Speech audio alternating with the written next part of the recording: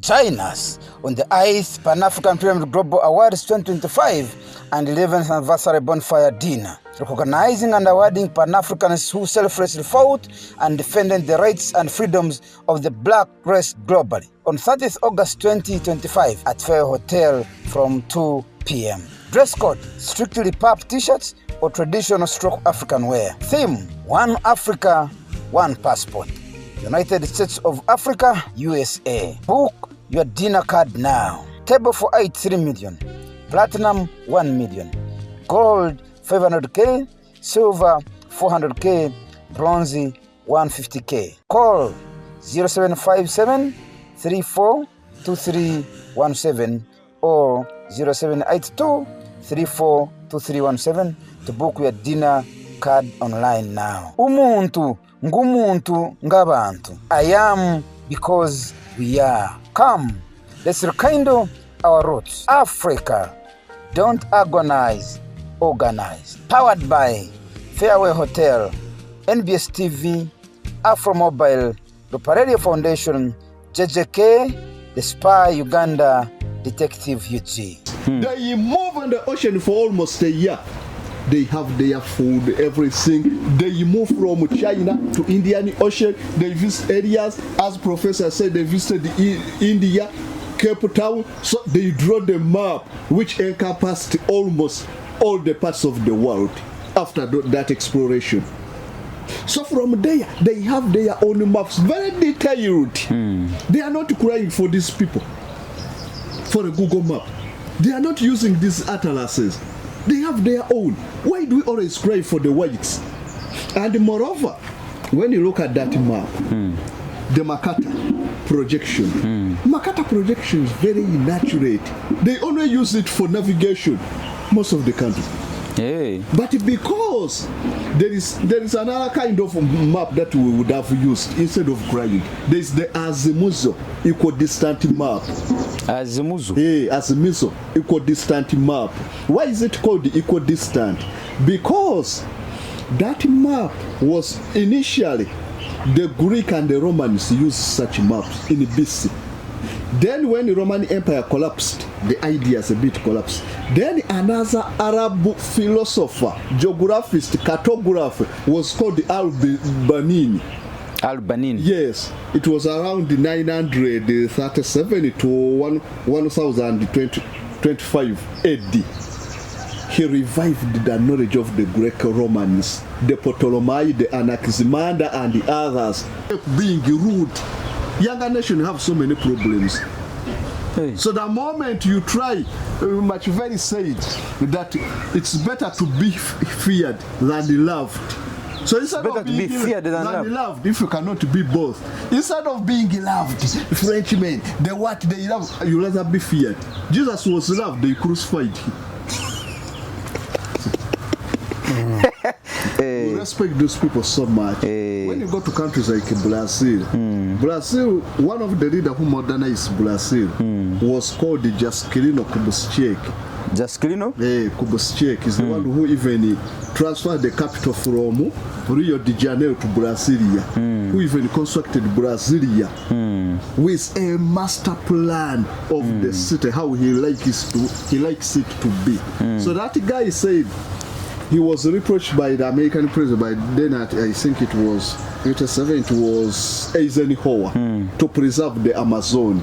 Free your mind now. Be part of the People's Pan-African Parliament. The Pan-African Pyramid Debate with your speaker, Andrew Irumba Katusabe. The Pan-African Pyramid Weekly Roundup with your speaker, Andrew Irumba Katusabe. This is a Monday morning, beautiful Monday.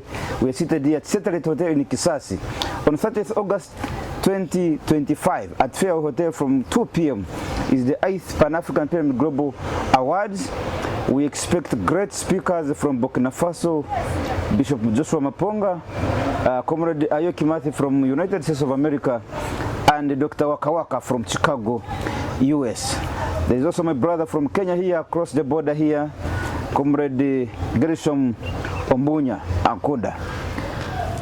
With my panel every Monday, two are missing right now. Comrade Lisafri Thomas is in is in South Africa on a Pan-African agenda, and Comrade, our elder Dan Rugarama Karuchiko, is a lawyer, and this morning he's representing his client in a court in Mukono.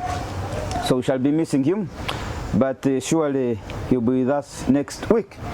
Now, the other comrade, our eldest brother here, comrade, is Professor Alenyo George William. He has already taken his seat right there. Comrade Alenyo is a seasoned writer and author of many books. One of them is A Deal in the Desert, a discussion that went in the middle of a desert in Libya between Gaddafi, the late Muammar Gaddafi, and Tony Blair, whom he called in that book Tony Blood. You're welcome, Comrade Elder. You can say hi to our viewers. Thank you, viewers, for this show. Comrade, the Walking Encyclopedia, Samuel Kasozi, is also right here with us. He's our permanent here panelist, and he's right here also. He can say a word to the viewers. Okay, yes, it's a very great pleasure to be here with my fellow comrades, and I would like to thank all our viewers from Uganda and the entire world. Yes, that you are doing us a very great favor. Actually, thank you so much. Now, Comrade, we are going to discuss about 3 topics right now. One is the African Union wants a new global map standard, arguing that the Makata projection downplays Africa's true size. On the Makata map, Africa appears only slightly larger than Greenland, yet in reality, it's 5 times bigger. The AU is backing the Correct the Map campaign. We have previously argued here, Professor Alenyo, that even the people who made the global map, the world map, somehow they made Africa smaller than the actual size. This has been an ongoing argument on the Pan-African platforms, and now a campaign has been officially launched to go and we correct that, and that's a very big anomaly. We will come to that. The second is Mali's rulers. There is information that there was a coup attempt in Mali, and among the generals that were arrested was also a Frenchman who was spying on behalf of France, and he has been working with one of the Malian army generals. They are currently in detention. We will also have a debate on that. And then finally, South Sudan and Israel, it's alleged, are discussing a deal to resettle Palestinians from the war zone Gaza. Israel and America are now planning to transfer Palestinians from Gaza to South Sudan. So we will begin from the first one. I will begin with our elder Comrade Alenyo George William. Let's begin with the map, the world map. Thank you, Right Honorable Speaker. I think the move by the AU, the African Union, to get a correct map of Africa is actually long overdue. Because you remember from the time the debate was settled about the world being flat, there was a time it was thought the world was flat. The sizes of the various continents were in dispute, and it was settled by explorers going to South America, going to the Cape of Africa, and to India. So I think now with improved technology that man has gone to the moon and can take a better shot from the moon. From the moon, it can take a better shot from the universe about this globe, the world. I think it's now time for Africa to get its real size. Not only, by the way, the physical size of Africa, even the population of Africa. Hey. The population of Africa is also not a certain matter. You remember we have just recently had have just recently had national census. We have disputed results in Uganda, whether that is the real population. You know that. I'm one of the victims. They did count. They didn't count. Even me was not counted. Even you are not counted. The Even entire me, home. by the way. Hey. I wasn't counted. And remember when you say you are meaning your whole family. Yes, because that's a gate. So imagine. So, like on this panel, all Yes. three of us, So we were not counted. we are not counted. So there has also been a game. So you see how that fits into the international, the global census. Yes. You think Uganda has 45 million? Yes. Actually, when we are 50 something or Well, 60. maybe even 100 Or even 100. million. And You are very correct. And Uganda is not one of the poorest countries or least developed. Now, if in Uganda that thing can happen, what about in a country like Guinea, like Central African Republic, which is at war? Congo, do we really know the DRC. population? What about DRC? Sudan. DRC Congo, I don't think the country knows the exact population because there are no roads in the nation. the infrastructure is so poor. When did they last do a census in Congo to know the exact population? Nothing. So not only do we need to know the real size of Africa, geographically, We also need to know but the also population, the demographic the true population of Africa. of Africans. And as Pan-Africanists, then we would like from there to know the diaspora population of Africa. And I think once we do that, we shall know that Africa, the African race is the most populous race in the world, has the largest possible size of continent in the world. And I think that will project us into a new decade of a recognized Africa by size, by population, and by admission. Okay. So now, the other issue is the attempt, the coup attempt. Or you first come to Kasozi, then you come back to that topic. Yes. Okay. Okay, so I thank my fellow colleague for the presentation, but for me, I will just refer those people of African Union as people who are tilting at the windmill. People tilting at the windmill. Yes, tilting at the windmill, what does it mean? So according to some literature, they say that there were two people. One was called Donny Quixote and Sancho. Donny Quixote. Hey. So Donny Quixote was very strong, was a warrior, but very foolish. Very foolish. Yes, but very strong. And then he had an escort who was Sancho, also as full as Donny Quixote. So they were moving all along looking for people to fight with. Hey. Hey. Because Their preoccupation was you move from whom can I fight today? You go to Tanzania, you look for stronger people there, you defeat them, you go to Rwanda, so that was their occupation. So as they were moving in the desert, Foolish. hey, they were very stupid. So as they were moving in the desert, they saw a windmill. So they because they were full, they had not yet seen a windmill. They expect that it's a giant. Hey. Yes. Trying to contest their strength. Definitely. So they pulled the swords and attacked the windmill and started to fight with the windmill until they realized that it's not what human being. So that shows how foolish those people were. Yeah. So from there they developed a saying that something that is quixotic is presenting an idea foolishly. So those people, the African Union people, I can call them fools. Why? These are simple things. Why should they cry? Why should we always be crying babies? Whom are they calling to draw for us the maps? Whose task is it? You go to Russia, which map are they using? Are they using Google Maps? They are using Yandex map. Yandex? Yes. You can check it. They are not using our Google Maps. They are using Google Maps. Because of those weaknesses the Africans are talking about. For Russia, they found a solution and they kept quiet. African, we are crying. Oh, we should not have this map. Whom are you calling?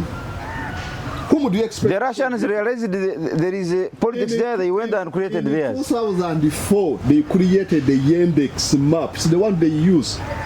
And most of those countries, Ukraine, Uzbekistan, Turkmenistan, Turkey, and the others. So over 20 million people are using them right now. You go to China, are they using Google Maps? Why do you cry for those people? China, they are using the Beidou map. Beidou? Yes. Beidou. They have their own satellites.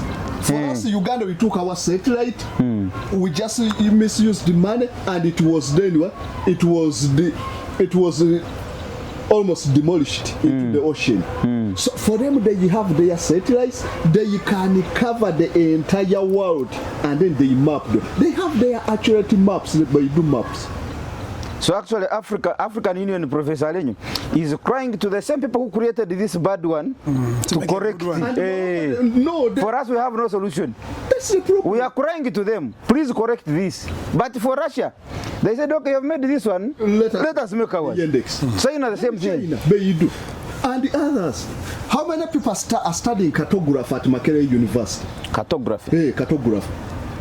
Those are the cartographers. Those are the people who draw maps. In China, it was around the warring states. That was around the 5 BC. That's when the great cartographer of China, Peizhu, drew the first map of China. BC. The first cartographer in the BC during the warring states. So they had their own map. Then as time went on, they sent an explorer, was called Zheng He, was a Chinese, Zheng He. They used to call it a floating island. He could come with over 1,000 boats. They move on the ocean for almost a year. They have their food, everything. They move from China to Indian Ocean. They visit areas, as Professor said, they visited India, Cape Town. So they draw the map which encompassed almost all the parts of the world after that exploration. So from there, they have their own maps, very detailed. They are not crying for these people, for a Google map. They are not using these atlases. They have their own. Why do we always cry for the whites? And moreover, when you look at that map, the Mercator projection. Mercator projection is very inaccurate. They only use it for navigation, most of the countries. But because there is another kind of map that we would have used instead of crying. There is the azimuth equidistant map. Azimuth? Azimuth equidistant map. Why is it called equidistant? Because that map was initially, the Greek and the Romans used such maps in BC. Then when the Roman Empire collapsed, the ideas a bit collapsed. Then another Arab philosopher, geographist, cartographer was called Al-Banini. Al-Banini? Yes. It was around 937 to 1025 AD. He revived the knowledge of the Greco-Romans, the Ptolemy, the Anaximander, and the others who tried to draw the map of the world. So using equidistant map. So he revived that knowledge and he drew a map and he came up with what we call the azimuth equidistant map. Because he was an Arab from Kharazm Empire, which is currently Iran, this European could not praise that person. It's the accurate map. So then in 5059, the Mercator was a Flemish from those Denmark one. He drew the Mercator projection basing on Al-Banini's map, equidistant map. So that map, it was a copy from the other side. From their side. But they didn't want to recognize the other one. They didn't. So because Mercator was only limited to European Flemish around Denmark, Norway, those areas. That's why the Mercator projection or the Mercator map is actually on the North Poles. Then when you go to the higher altitudes, the equator, it's very inaccurate. Because it was only knowledgeable about the northern pole regions. So the map is accurate on the North Pole. That's why it represents Greece as a very big country? Not Greece. Greenland. As a very big country, and Africa is almost comparable to the same. Because I had no knowledge about Africa and the higher altitudes. But Banini, Ali Banini had moved and had used the Roman map. The Roman Empire was very big. They were exposed to Africa, Asia, and the others. This market was very limited to Europe.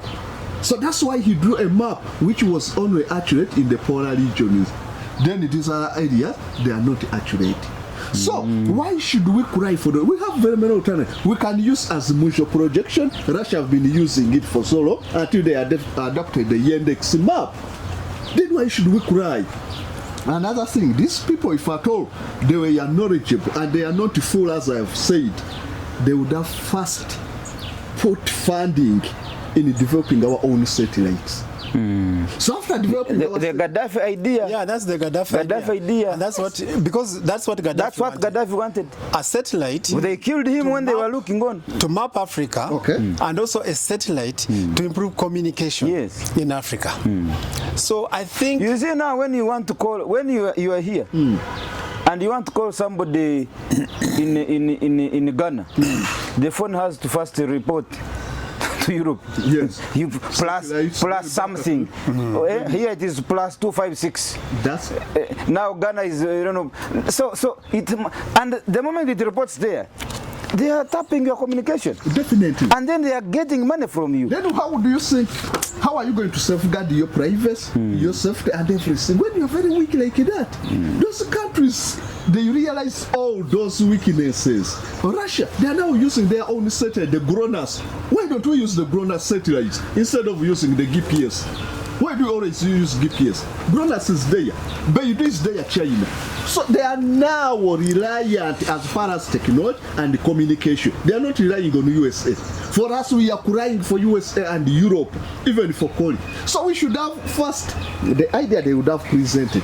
We want to draw our map. That's okay. Let us promote the study of cartography in most of the important universities. Makerere University, Ibadan, Makerere, and everywhere. Nairobi. Yes, promote cartography. We have this cartographer.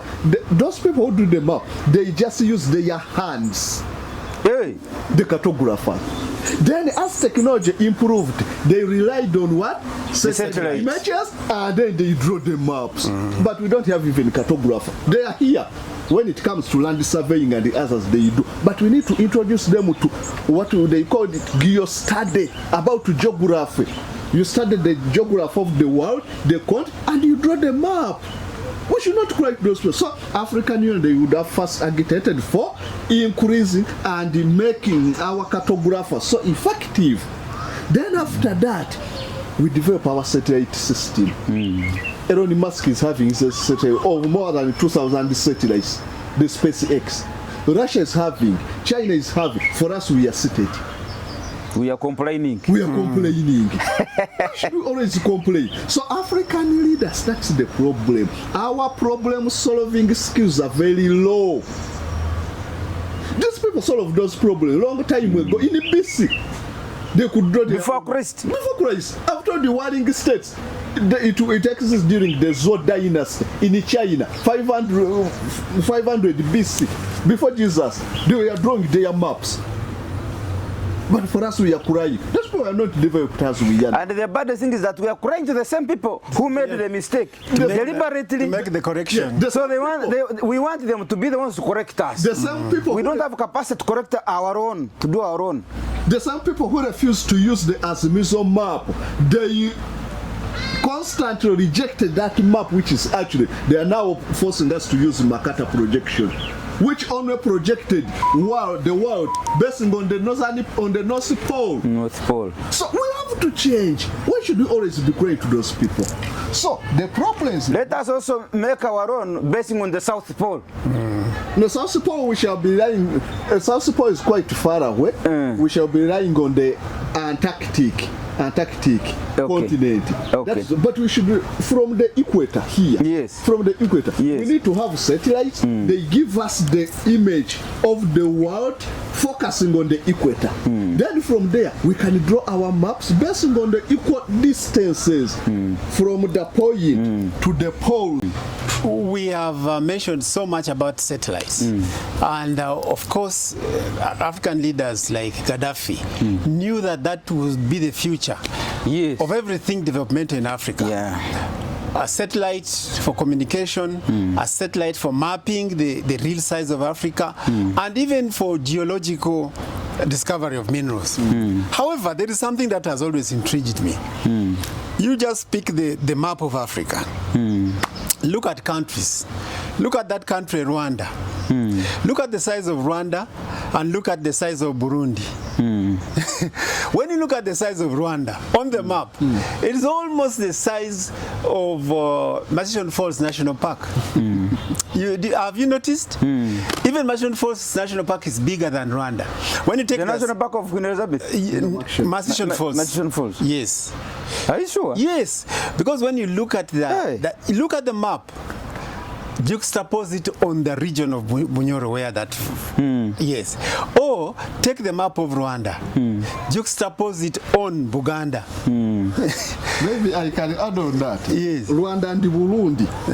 Lake Victoria is bigger than them 5-10 times.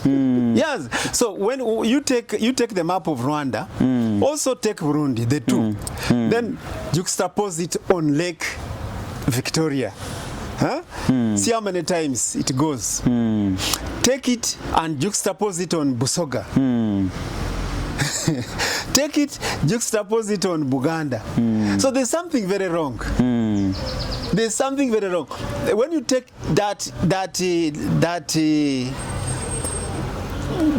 the map of Rwanda, put it over metropolitan Kampala. It's always almost the size of metropolitan Kampala. Now, is that really the true size of Rwanda? Something is wrong. So I was saying, even without going to the satellite, even without going to the moon, there could be a physical cartographic surveying of this land. Anew. Because when we got independence, we were told this Uganda is such and such square miles. Such and such a square mile is covered by water. Is that still true 60 years after? It's true. You see? So we are still saying that the map given to us 60 years is true. And it can't be. Because the forest cover cannot be the same. Water bodies cannot be the same. Land use areas, cannot be the same. And Uganda is lagging so much behind. You see, Tanzania woke up. Tanzania woke up and they had a redemarcation of all their national parks. What's the size? You see, and then they distributed the national park land to the people. There is a secret why people don't know that people do not know. Why is Tanzania feeding the whole of Uganda with rice and onions? Why is it feeding almost the whole of East Africa? They redemarcated their land. Yes, they degazetted most of the national parks. I have issues with that Mashishon Falls National Park. Because of its size? Its size. Do you know, when you are taking care of animals more than human beings? More than humans. And the size you are left with is the one the British left for you. Look, you know Mashishon Falls National Park? You start driving from Masindi, go to Budongo, go to Butiaba, then you are on the lake. Then on this side, Masindi, come to Kafu, come to Karuma, up to Noya, up to Pakwach. That's the national park. How? What's the size? What is the size? Vis-a-vis Rwanda, you see that Rwanda goes in there 4 times. By the way, when you talk about Africans trying to respect animals more than human beings, I was in Mashishon Falls National Park. 2 things struck my understanding. Number 1, the road network in the national parks. I think you passed there. Yeah, that is my home. The road on the Pakwach side. The road network in the national parks, Mr. Kasozi, is extremely beautiful. Extremely beautiful. Wonderful. Tarmac. The road signage. They call them what? Humps. Humps. Very well demarcated. Very well. What do they call it? Coloring. Zebra crossing. They put the colorings to know that this is a zebra crossing. This is a hump. The signage come to the human beings roads here outside now. The Kasaini post is 100 meters, very small. The humps You have seen here humps where there is no coloring. They just put a heap, and then you come and last night, the other day was coming from covering President Museveni from Busia. So we passed this Kayunga Road. So reaching this road, we found a lot of jam. So we used this Kira Road. Kira, this road that from Gayaza to Kira here. The road is under construction. But do you know what these guys did? They put very huge humps and no signage. So we came at night, we hit the humps, all of us to the roof and back. The car, shock absorbers, they don't mind. If they were constructing a road in the national park, they would have put lighting, they would have put signposts, they would have put everything.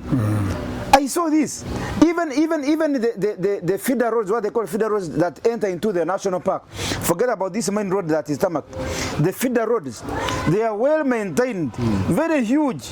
Why? Because they expect tourists, foreigners. That's how they. When you kill one animal there, the amount of pressure you will get from Uganda, World Health Authority, and the government. You have seen these people who are being arrested with one, what is this called? One horn. One horn. I saw somebody in Kasese being jailed for 21 years because of one horn. But somebody killed a human being here, they say it is manslaughter 6 months. Or sometimes even the case is dismissed. I told you that the wildlife offense is 1 billion a fine. Exactly. Anything. Anyway, 1 billion. Yes, it is a perversion of the mind.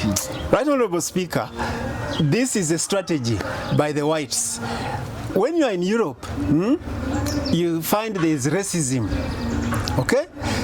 The white person treating an African with disregard. But the white person, when you follow the white person into his house, you find the person talking to a dog or a cat, his pet, very, very tenderly. You see, the human perception of care shifting from fellow humans to animals. You see, in Europe, there would be no racism if the white people would treat Africans with the kindness with which they treat their pets. A dog is respected, it is even taken to hospital for care, brought back, fed well, and well housed. But the same white person treating dogs like that is barking at an African, is killing an African. But if you kill a white man's pet, you would go in prison for animal cruelty for 10 years. Now, we talk of the wildlife. Why are we minding about wildlife and not minding about human life? For who did God create this world? You see? Human. For humans. Now, why are elephants gallivanting in Mission Falls, protected by gunmen even? They have more freedom than human beings. There's no torture of animals, but torture of human beings. So there is a perversion. In safe houses. Yes, and this perversion is European-led. I tell you, if I were an African leader, I would not take tourism seriously. Yes. You see, they have blocked our minds. Don't touch Mission Falls. But you can touch where human beings are living. Do everything there, but don't touch. You have seen the president saying these Balalo. Yes. Those ones can be chased away. Where they are going is not his business. Not his business. But he cannot dislocate animals. No, he cannot dislocate animals without planning for them where they are going next. Aha. If he says these lions should leave this place, he will say they should go here. For Balalo, he says you leave. Yes. Where are they going? Nowhere. Like they relocated giraffes and zebras to Lake Mburu from Mission Falls. So, in other words, there will be a plan that leave this area, go here. Yes. But for human beings, you have seen people being displaced in. By the way, there is another national park somewhere there, where human beings were being chased away, and they are Kianupe, even Apa land. Yeah. What about Apa? The same. Yes, Apa. Yeah. Can you imagine somebody chasing hundreds of people that he wants to expand the national park? That is the irony, and that is chasing a blueprint given to African leaders by the white people. You know what's happening with tourism? They tell you, now, don't touch these animals. We are going to be coming and giving you dollars to watch them. But in Europe, there are no, they did not preserve national parks. Every area that deserved development was developed. They developed those areas. There's nothing. Now they want us to remain the gardens of the world. They would even have loved Africans to be part of the things to be viewed. Like now when they come to tourist attraction. Yes, there are human beings called the Twa. They view them along with their animals. They view them along with the gorillas. The Batwa. The Batwa. They are tourist attraction there in Rwenzori. They are viewed. Come and see a Twa village after seeing a gorilla village. These are the things keeping Actually, I have seen the director of UWA yesterday. Yes. And who else? That they were launching a Twa community. Twa community settlement. You have seen it? Yes. So people come and see how you want the to see African Twa, you come here. I tell you one story. One story. We got some white people who came through my sister. Then my sister told them, I'm in the village. Come and visit me. So they said, you don't come to Kampala, we shall drive up to the village. So they drive up to Pakwach, which is our town. See, they are seeing it's still a modern town. Then they say, ask myself, where are you? Where's the village? The village is 13 kilometers. Drive 10 kilometers, and then down 3 kilometers to the village. So they drive up to our home in the village. And they are led to my house, which is a finished thing, nice bungalow. They go inside. My sister senses that they are not happy, they are not moved. So they tell my sister, so my house is self-contained, internal bathroom, internal toilet. We thought we were giving the white people a bequeathing environment. So they slept the night. In the morning, their continence is not okay. My sister asked, what's the problem? I said, no, can we get a chance to see an African village? Can you imagine? So, but this is our village. No, we want an African village. This is what? European village? This is my village. Where I'm going to be buried. Where we are going to be buried. That's a modern You see, village. for them, they did not like it because we have such amenities. So my sister calls me. She's a medical doctor, my sister. No, these people are not impressed with the home. They want a village. Now, our chairman happens to live just the next homestead. And the chairman that time had not built even an iron sheet house. Now, they're huts. So, that is the village, the nearest person who could think of. So my sister takes them to the LC1 chairperson, who was a very old grandmother living in a hut. These white people's face lights up straight away. Yes, this is photos straight out. This is the real village. Start taking photos of the old woman crippled. This is a house. This is the hut. You see the grass thatch. They were happy. So the issue, what am I saying? The mentality. They want Africa to remain a jungle. They want us to be their village, where they come and watch wild animals, monkeys jumping from tree to tree. Africans hardly developed. And African leaders must work on that. We have a right to be as developed as them. When I was in Europe, when I was coming for my holidays, when I was doing my master's in Nottingham, one of the ladies came around, says, "Oh, George, you're now going back to Africa to look after lions and running after lions." So I said, but we have a home. So the point you have raised, right, Honorable Speaker, of care for humanity less and care for wildlife more is an African concept taken from the white people. When they do it, when you look at Philosopher, I was in the Matusan Falls for a week. There, they regulate your speed car 40 kilometers per hour. Yes. And it's written on almost every, like 5 kilometers. You get it? They regulate noise. You're not supposed to hoot in the national For park. the animals. You get it? You're not supposed to hoot. But when you come to Kampala, just actually when you cross from the national park to Masindi now, you can even hoot at an entire-old crossing. It's okay. It's okay. You can hoot to an entire-old crossing. It's okay. You can. You understand? I don't know whether you understand what I'm saying. Noise pollution is zero in the park. Yes. Yes. Here it's allowed, even by NEMA. Yes. So I don't understand the mindset of Africans. Why are they doing this? Because the national parks are attracting foreign currency. That's why I'm telling you, somebody can sleep in jail for 21 years because he was caught with one horn of a rhino. You get it? But somebody, or you can pay 1 billion. The maximum, the minimum charge is 1 billion, isn't it? Yes, 1 billion. 1 billion. Fine. A fine. Shillings. 1 billion. If they find you with just one horn, 1 billion. But here you can kill Kasozi. But I give you information. In the colonial times, there was hunting, wild game hunting. Yes. And the grandfather of the current King Charles, the grandfather killed 200 elephants in one hunt. 200? 200 elephants in one hunt in Africa here. Where was this? In Africa, in Kenya. Because their hunting ground was Kenya. The man who used to go on the hunt and kill 200. No, recently. Shoot. Yeah, yes. Okay. Recently in South And in India, 700 elephants hunted down by the British royal family in 1 year. You check the Google it. Yes, you were saying something. Yeah, even in South Africa, there's a guy called Watkin, a rich guy from Texas, was killed just like 2 weeks ago by a buffalo in South Africa.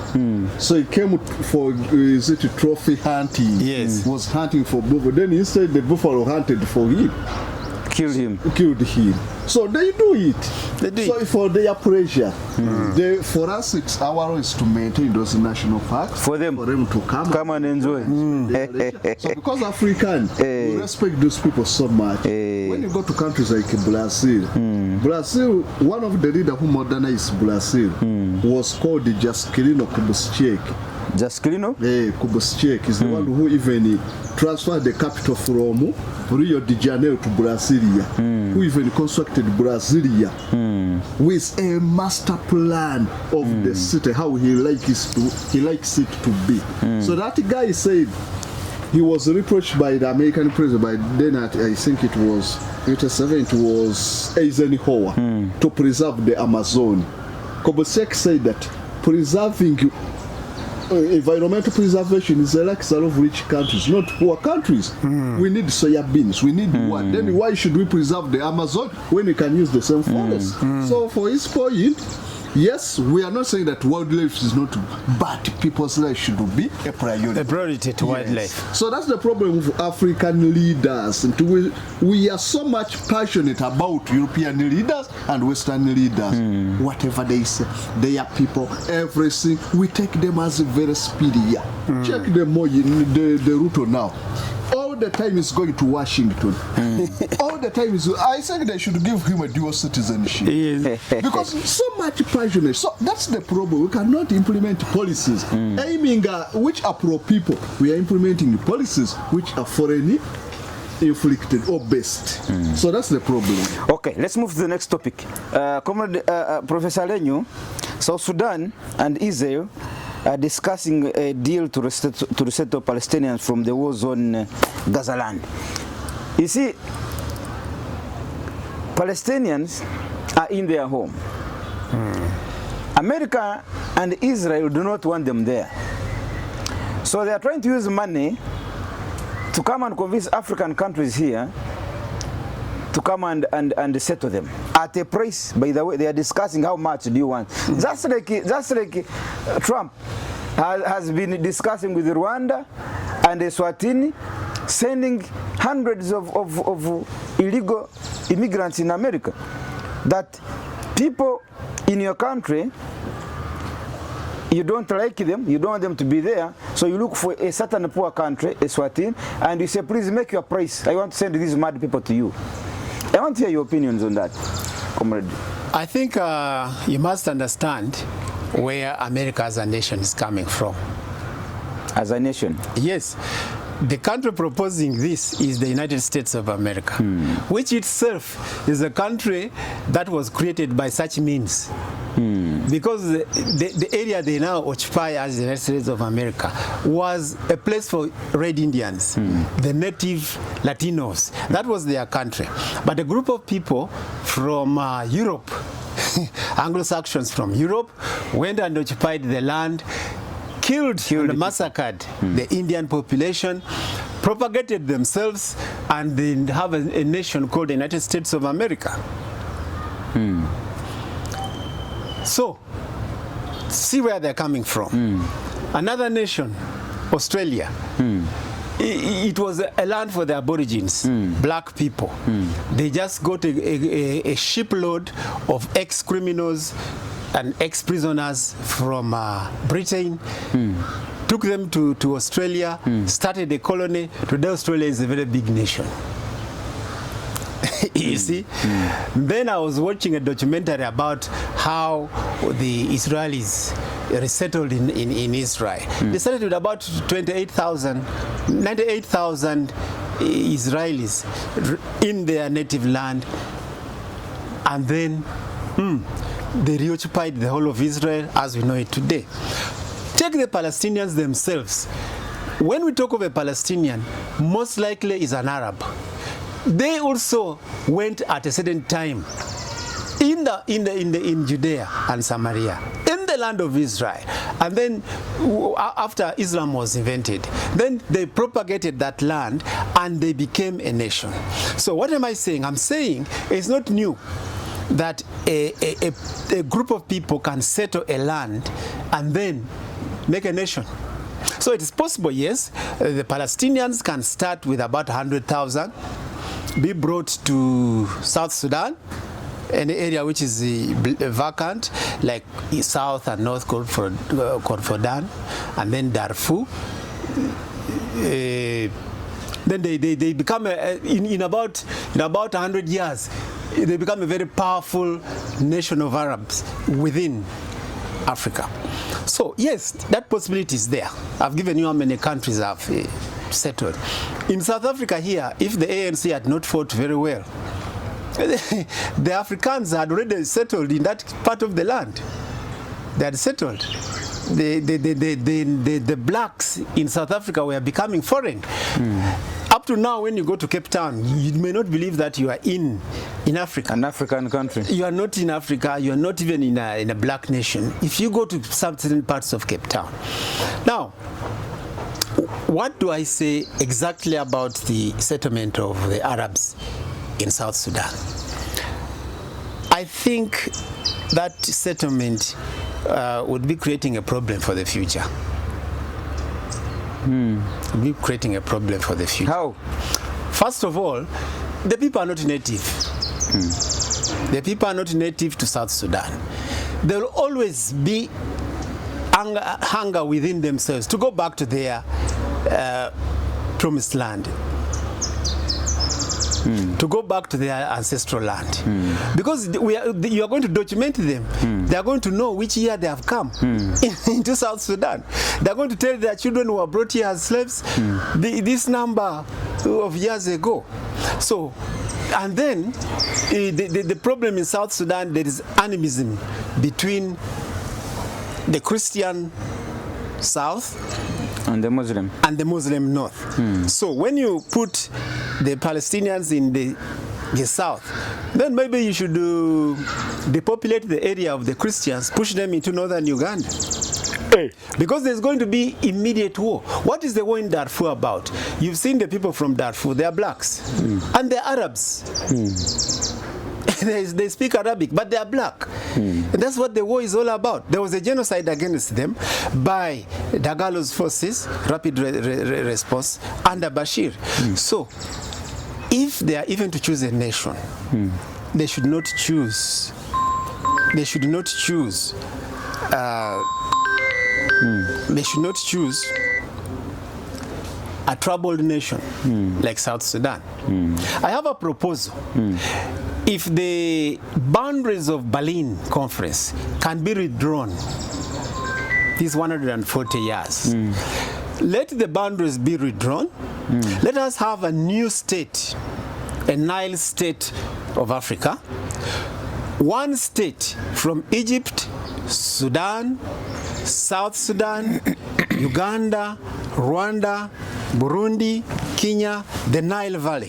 What about Congo? Part of Congo, Eastern Congo. There used to be a state called Ladu State. Ladu State. Ladu State, yes, it is the present day part of Ituri province. Hey. Yeah, Ituri province and West Nile, those are parts of the Ladu State. We could recreate a Pan-African Nile state. And that state could accommodate Palestinians. Because But Professor, why are we creating a state in Africa for Palestinians? Don't they have their home? no, What's the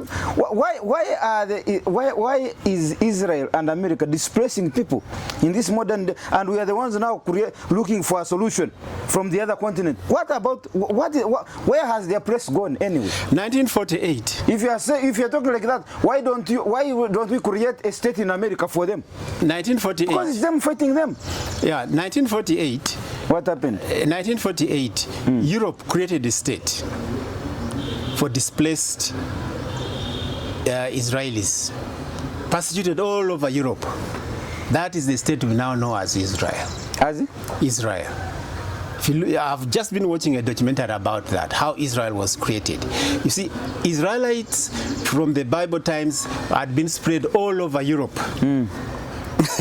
And then after World War II now, they see, where do we take these people? I'm looking at presidents. What has ever been done can be done again. And that state was created. And that state is the one that displaced, the state created by America, is the one that displaced the Arabs in the Nakba. You see? Now, the 1947 UN partitioning of that area failed. And I think this is where UN and USA are trying to now create another state for the Arabs. Well, you have raised a very valid point. Why don't they create it in the USA? In the US? Yes. Why come here? Yes, to disturb Anyway. Africans. Yes, you can. It is America and Israel who are destabilizing Palestinians. So if you don't want them there, create for them a state in your own country, in US. Uganda, Africa has no problem with the Palestinians. So why should you extend your problem to us?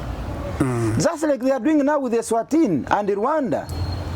Just wait for these people. Give them 20 years. 20 years they will. Give them 20 years. Dominate the You area. will see what will happen in Eswatini. Eswatini has its own cultures and traditions. You have heard them for a very long time that their cultures and norms and traditions are very strong. Yeah, the king of Eswatini, their norms are still intact. They have brought these indoctrinated human beings from America.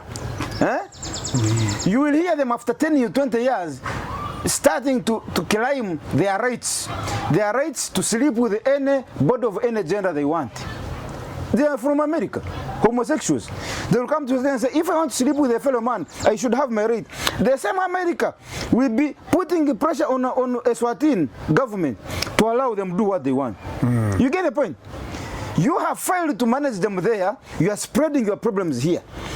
When they are there in America, they tell them, you are free to do anything you want, including sleeping on your mother, your sister, or sleeping on a fellow man. For us Africans, we said, no. We have our norms. Now, they have failed there. They have sent them here. Quiet, silent. Give them 20 years. They will start also claiming their human rights. We must have our rights. We must have our rights to do our things. You get it? It will be the same America now putting on pressure Eswatini to dissolve their traditions and norms. Traditional African culture. Yes, and allow them to do their thing. So in other words, Professor, America is systematically spreading their bad manners across the world. You see, that's the whole whole point. It's not. We have no problem staying with anybody, Professor Lenyu. That's why. We have no problem. Let me interject there. But then, that's why I was saying, if there is to be any population engineering, should be under a new arrangement, not the Berlin Conference borders. Let us re-engineer and have a wide Africa. That wide Africa would be able to absorb, you see, actually absorb and change the mindset of these people. Comrade Philosopher, what's your take? America and Israel trying to bargain with South Sudan to come and pour their people there.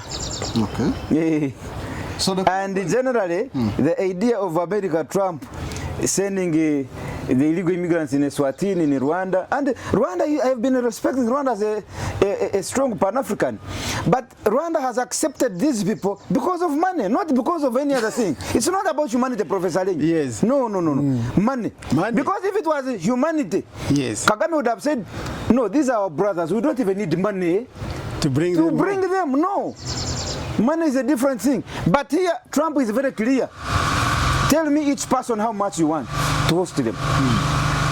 Then for the case of Rwanda, I can support Kagame. Why? Those people impoverished our African countries. They took our minerals, they took our slaves, they took everything. So when you have a chance of returning that money, we use it. If I'm Kagame, I allow them. When they come, I put pressure on those people. They run one by one. Hey, you want them to come, they bring the money. You capture the money. Use extrajudicial laws. Or we call them draconian laws on those people. So they run one by one when I've taken the money. But where will they go back now? They can no longer go back to America. Okay, where did the Africans who were taken as slaves, where did they went after?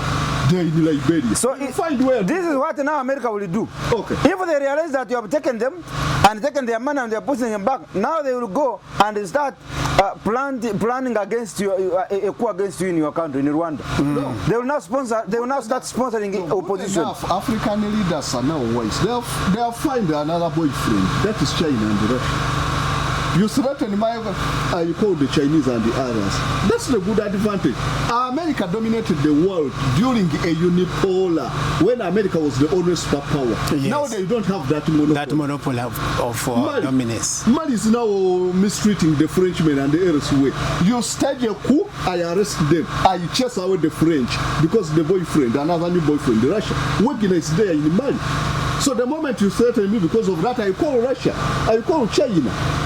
So now we have at least where to find the solace. Can you balance the equation? That should not be Kagame. If at all I'm Kagame, I can get that money, I use it, then I use my extreme laws. Draconian laws? Yes. You do this, prison, you do this, they will run one by one. So I can support Kagame. Then for this case. This one is a muyai. That's what those people have been doing. You check the Israelites.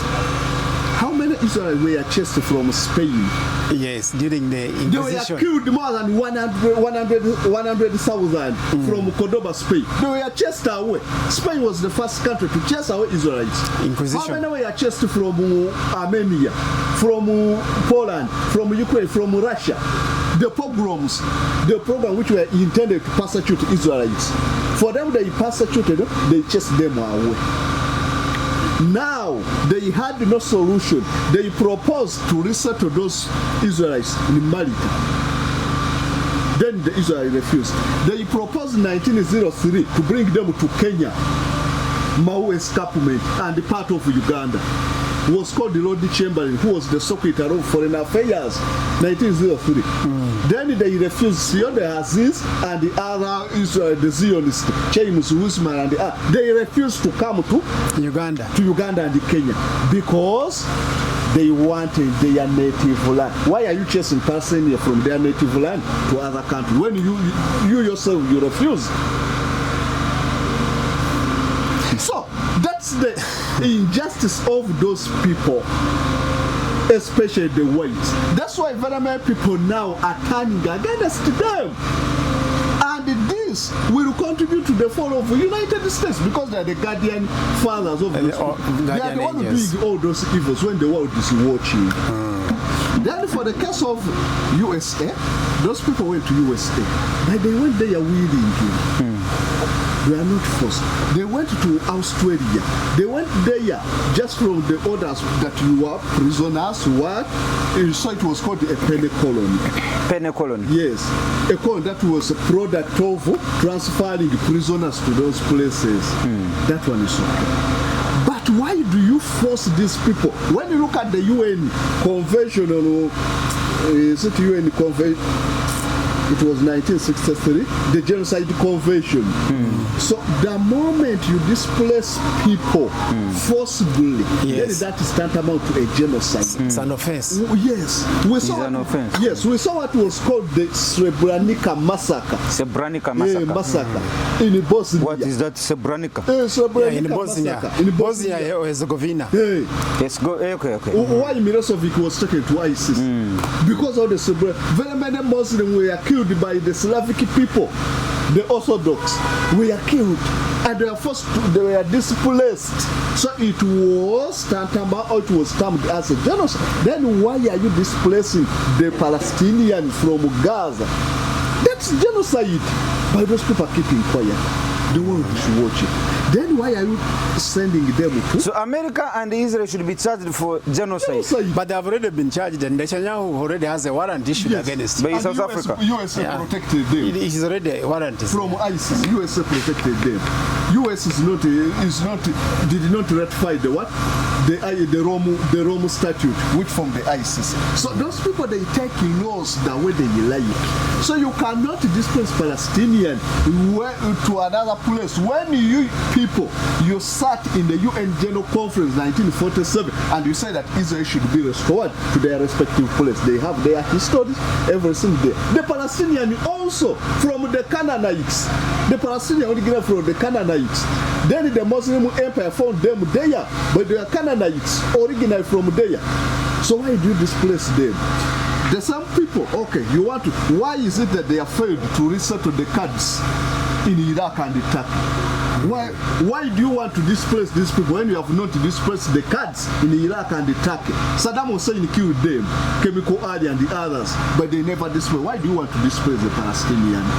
Then when you bring them to South Sudan, as professors say, it's a war-torn country. Their problem is about the Nuer and the Dinka. Moreover, they were all fighting together to get independence from South Sudan because of the threat of the Arabs.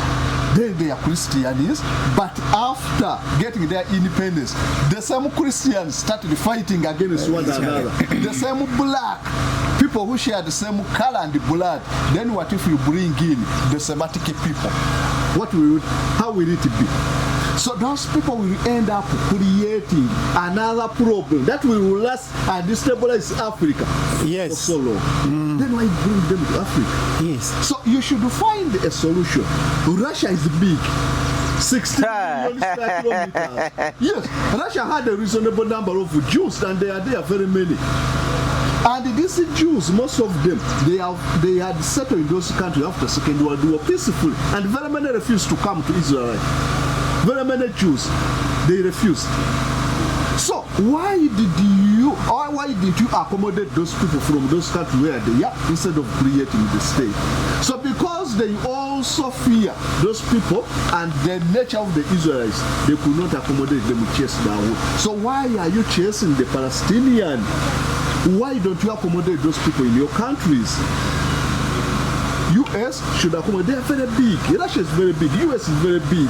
Why don't you can Russia allow, Professor, can Russia allow people from people instigated by America into his country? They cannot allow. Why are they enforcing South Sudan? They can't allow. And also, there is the Chechen issue. Chechnya. Yeah, Russia is the Chechen. Chechnya. There's a what happened there? Chechenyans are Islamic. They are Muslims. And Russia killed them, destroyed their capital state, the Grozny and the others, because they wanted to separate from Russia. They Yeah, were separated. there was a genocide there in by China. Russia. So they cannot accommodate those people. Then why are you sending them to South Sudan? Yet your countries are a bit stable. What about South Sudan? So the Palestinians should stay in their gas. They should go with the two-state solution. They should live peacefully.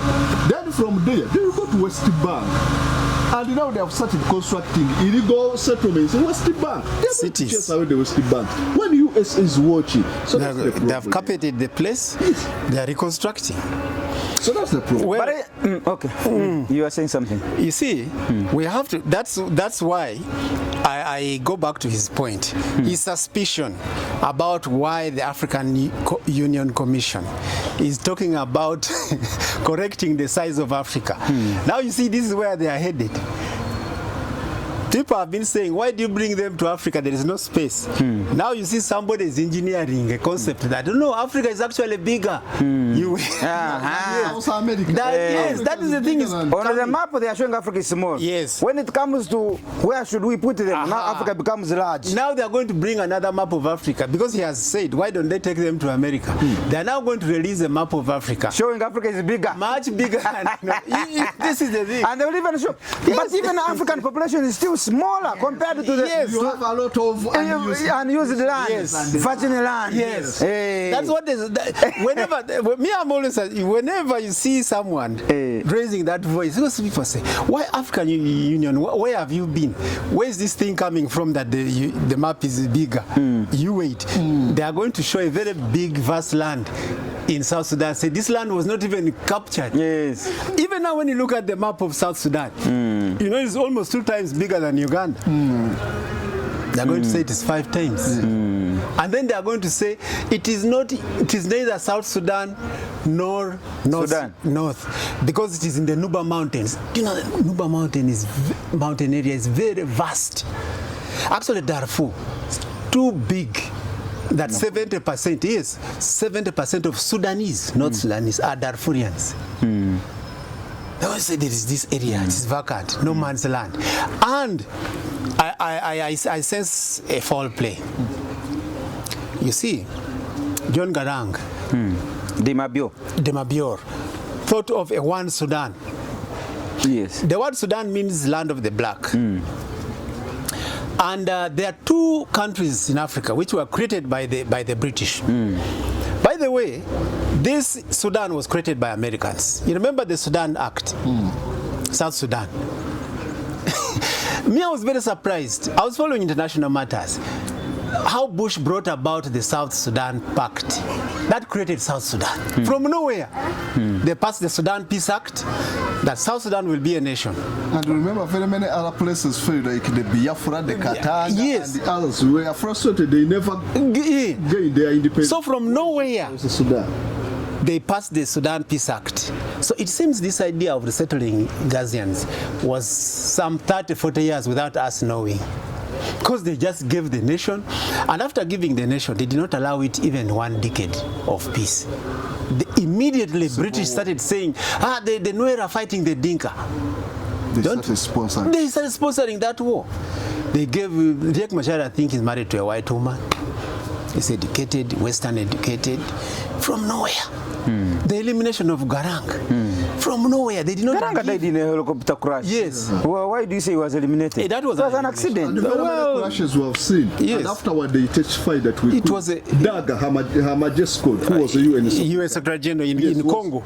was killed In Congo. border Congo between in 1961. Yeah. Afterward, Dag Amazolt. Yes. There's a hole named after him in Makerere. Yes. Afterward, Belgium accepted that we killed him after 45 years.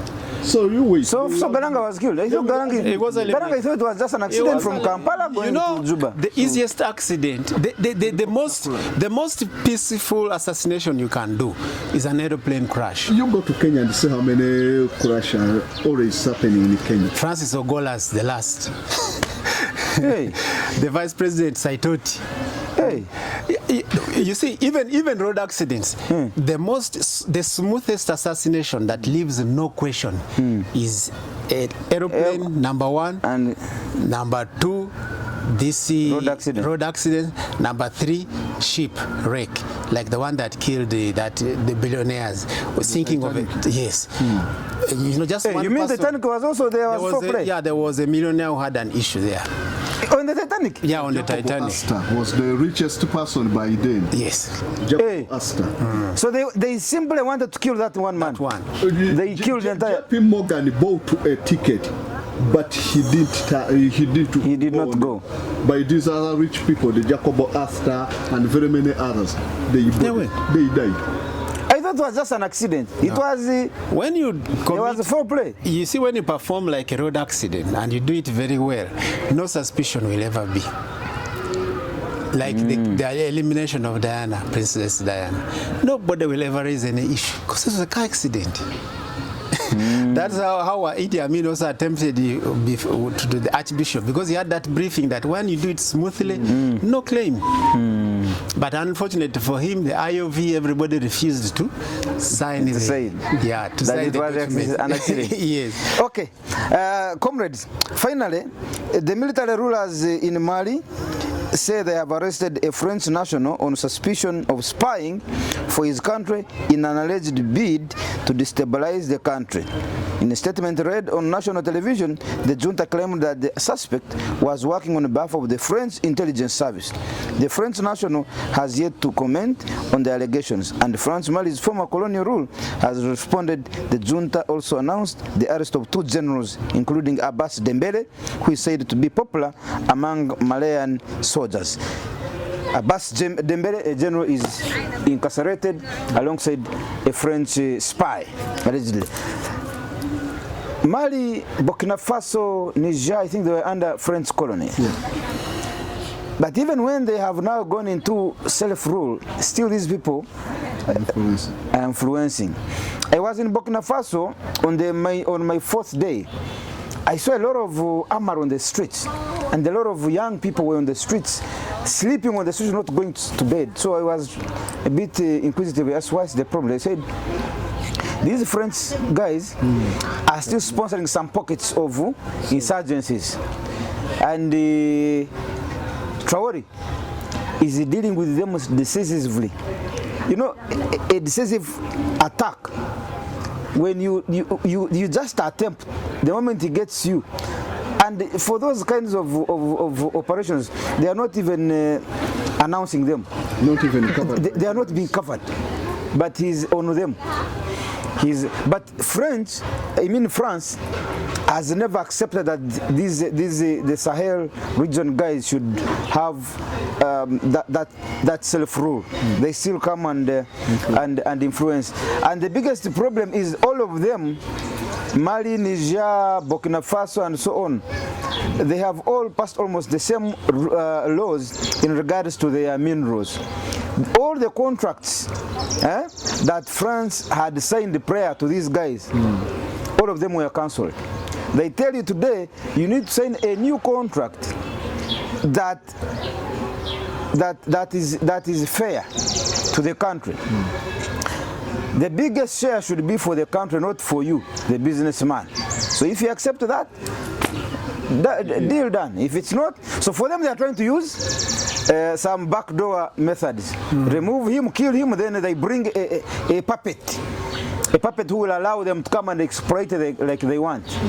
Let me begin with Professor Alenyo. This one should take about 3 minutes each. We have overshot our time. I think this actually is a very good topic. Right Honorable Speaker, on the 30th, you are going to host the Pan-African Awards, yes. You're going to host Pan-Africans from all over the world, because when you have Ndugayo from America, you have Bishop Maponga from Zimbabwe, we have a delegation from Libya, we have people from Kenya. The world is here. One of the there is even 3 from Nigeria. Yes. Nigeria. Now, what I don't want you to forget on that day is a small discussion on stopping the killing of our leaders. Stop the killing of our leaders. Stop the killing of our leaders. We discussed this thing with Ndugu Rugarama. Stopping the killing of African leaders. And remember, there is a song by Bob Marley how they kill our prophets. How long shall we stand aside and watch As they kill our as they prophets. kill our prophets, our leaders? So, as Pan-Africanists, how long? We should even create a banner for this. Yeah, You can create a banner. yeah. I thought about it. I was. It's a good idea. Yeah, I want. All these African leaders have been killed by those people. Yes, and I want us to have a small 30-minute talk. Patrice Lumumba, Yes. killed by them. Gaddafi, killed by them. Yes, This man, Thomas Sankara, killed by them. by them. Who else? Who else? Remind me. Sylvester Thomas Stallone, Sankara. Hey, Yeah, Nani. Machel. Samora Machel, that's what the one I wanted. And also, remember, these are the ones whom they killed directly. And then there is the indirect killings. There is the indirect killing of so many of them. The indirect killing of so many of our prophets. Bob Marley, political prophets. Bob Marley politicians. infected him with cancer. Yes, that was indirect killing. Yeah. And do you know why? Lucky Dube. Yes, and Lucky They said Dube. it was a robber, but it's not. But you know, Lucky Dube had taken in Bob Marley. And you know why Bob Marley was killed? You see, Bob Marley had identified the true genealogy of the Israeli leader. Yes. He sang and identified the Lion of Judah. Hail Haile Selassie. Selassie.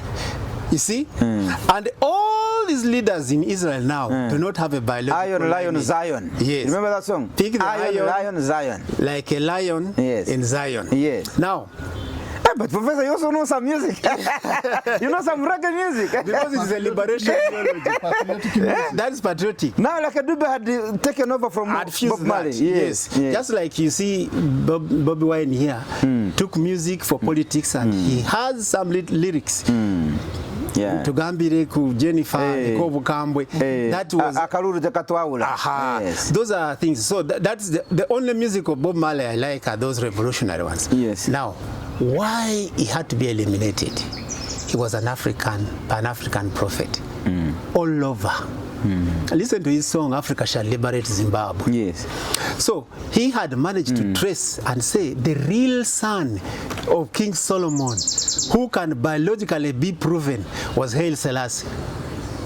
Haile Selassie of Egypt. Yeah, of Ethiopia. Ethiopia. Is the real biological descendant of King Solomon with Queen Sheba.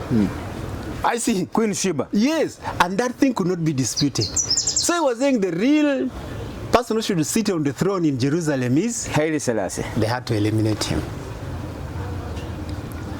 You see, they had to eliminate him for that theology. And also, his roots, when they traced, they went to that. Let me add on that. Yes. I will not comment about it, but even when you see Israel, the type of Israelites who went back after 1947, they are what we call the Ashkenazi Jews from Eastern Europe. Those are almost Europeans completely. Yes. Then they are what we call the Beta Jews from Ethiopia. Those are the true black Israelites.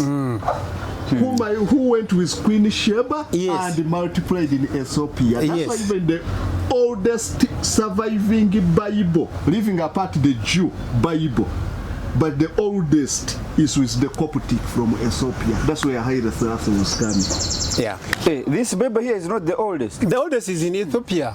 First This week. one is Yeah. There is Old Testament and New Testament. No, the oldest Bible as it were. By King James. The other one is almost It's- 500. it is in AD. Ethiopia. Ethiopia, the Coptic are the one with the manuscripts Now, in Ethiopia. let me develop my point. Then I want him to add later on that, as he has said. So now, on that day, let's not forget that. I have put it The down. killing, I have prepared a small paper. Yes. Okay. You have prepared a small paper on yes, this, on yeah, this with one. this, yes, on that issue of killing our prophets. So you'll have two topics. Right, honorable. Yeah, I have to. You Right, have two honorable topics. Speaker, and I want to appear with this gentleman always.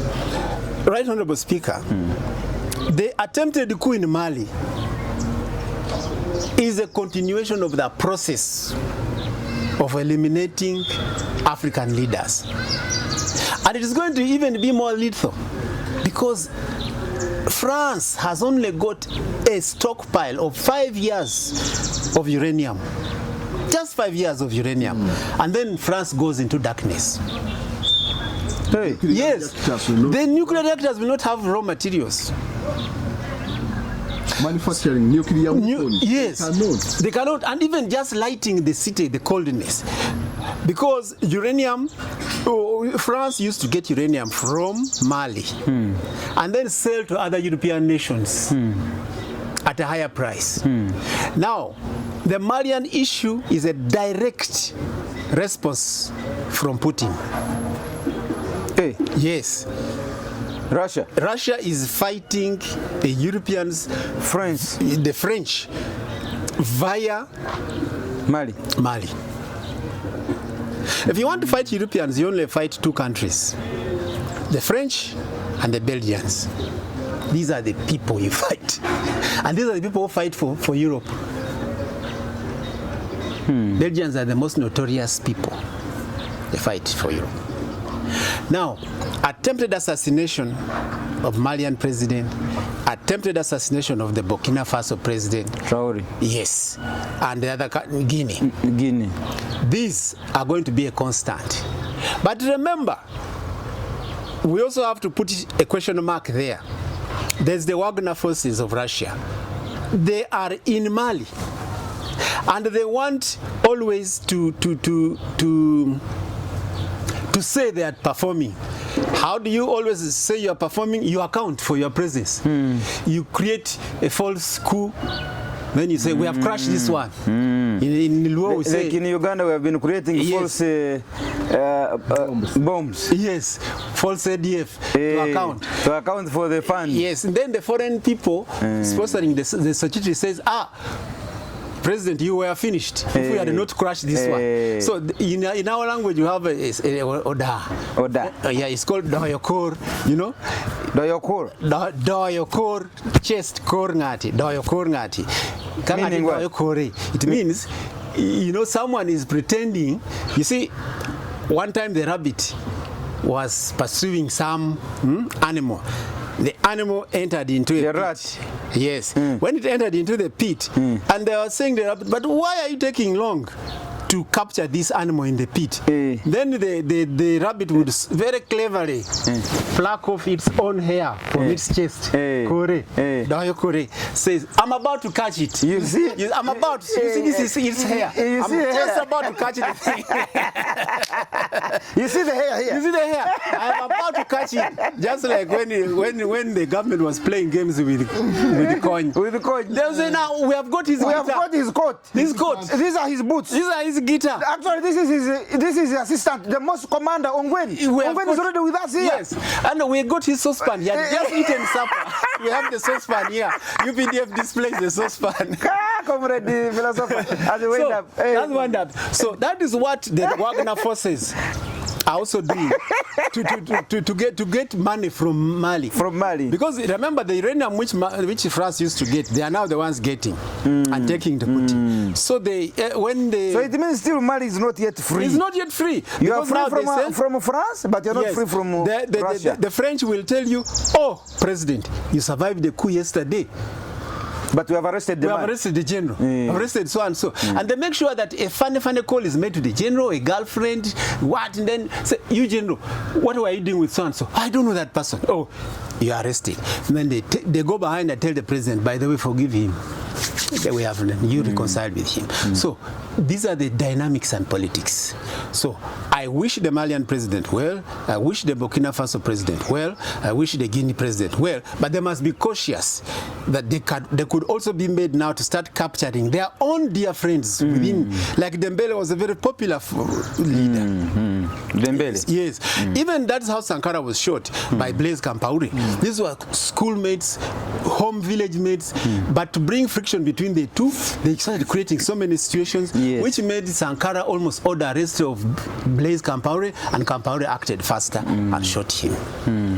Comrade philosopher Kasozi Samuel. Professor almost has said everything. I just supplement briefly. But we have a saying that a humble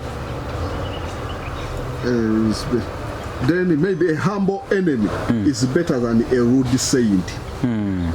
A humble enemy is better than a rude saint. You better deal with a humble enemy than a rude saint. Okay. So Russia, however much the Wagner may play, at least I would rather be with the Wagner and the Russian than being with the French, who have promoted instability in West Africa, but through the pretext of the outfits who ran away from Gaddafi's regime into the Sahel region. So the French used that in 2011 up to 2013 to install their outposts in most of the West African countries on the pretext of fighting those Islamist or Islamic militias. Then from that time, I remember one of the prime minister of Mali was called Mayiga. One time we said that we have realized that it is France who is training rebel groups in Mali. Because there is Cadero region in northern Mali. The French created it as an enclave for the French, but they could not allow even any person from the Mali government to access the place. And it's where the terrorists could come and terrorize Mali, bombing everything. Mali experienced so many terrorist attacks, but originating from the place where France is controlling. So afterwards, after the overthrow of Boubacar Keïta, who was the president, and the rise of Assimi Goïta, then Assimi Goïta realized that it was France who was disturbing and destabilizing the Mali. So he started forcing them to go away. And then he resorted to 1,000 militia from Wagner group to protect him. Up to now, he has managed to maintain, using the Wagner, however much they also pay them to protect, but it's good that they have maintained and prolonged the leadership than the French, who normally instigate assassination and so many other attacks on the leaders. So I will praise at least the Wagner group because they have managed at least to protect some of these darling African leaders from Western influence, which these people would not have achieved without the influence of Russia. So it's France who is destabilizing, and I would support those people at least to eliminate whoever. Eliminate. Yeah, that's what Machiavelli said.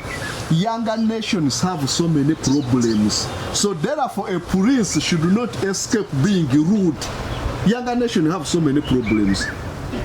So the moment you try, Machiavelli said that it's better to be feared than loved. So instead of being feared than loved, if you cannot be both, instead of being loved, Frenchmen, what they love, you rather be feared. Jesus was loved, they crucified him.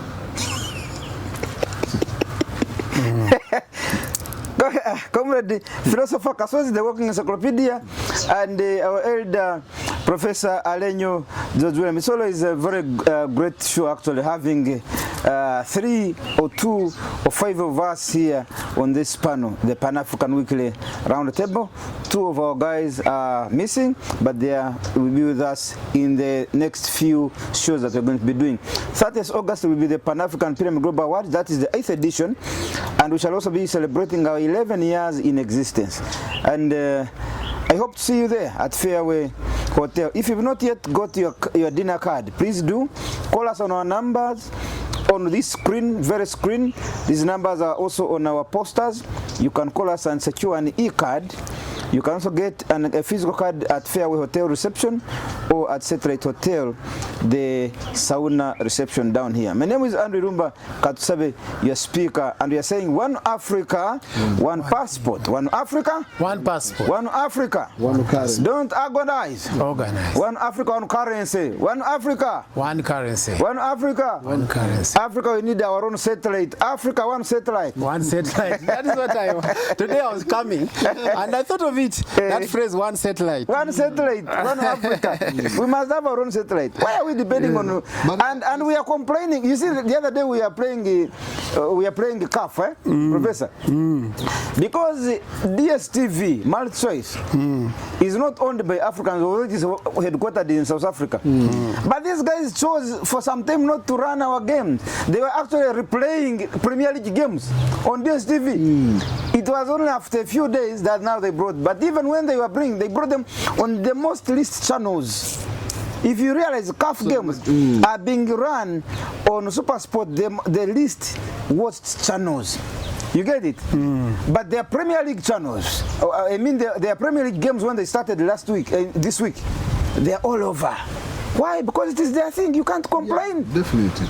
You can't complain, Professor. If we had our own satellite, we would have our own channels and would run them on our premium platforms. What we should add on, not only one satellite, but we need a satellite system. Yes, that's one. A number of satellites. Those are just bouncers, but it's one satellite. Okay, yes. You see, Gaddafi wanted to have one For Africa. for Africa. It would do everything. You, telephone contacts, money, mapping, and protecting Africa. Forecast, everything. Weather forecast. Weather forecast. One satellite. It's going to be raining. The storm is coming. One satellite. Because Africa is open. We're out of here. Free your mind now. Be part of the People's Pan-African Parliament. The Pan-African Pyramid Debate with your speaker, Andrew Irumba Katusabe. Join us on the ICE Pan-African Pyramid Global Awards 2025 and 11th Anniversary Bonfire Dinner, recognizing and awarding Pan-Africans who selflessly fought and defended the rights and freedoms of the black race globally on 30th August 2025 at Fair Hotel from 2 p.m. Dress code, strictly pub t-shirts or traditional stroke African wear. Theme, One Africa, One Passport.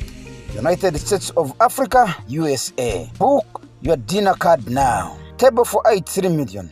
Platinum, 1 million. Gold, 500K. Silver, 400K. Bronze, 150K. Call 0757 342317 or 0782 342317 to book your dinner card online now. Umuntu ngumuntu ngabantu. I am because we are. Come, let's rekindle our roots. Africa, don't agonize, organize. Powered by Fairway Hotel, NBS TV, Afro Mobile, Lupa Radio Foundation, JJK, The Spy Uganda, Detective UG.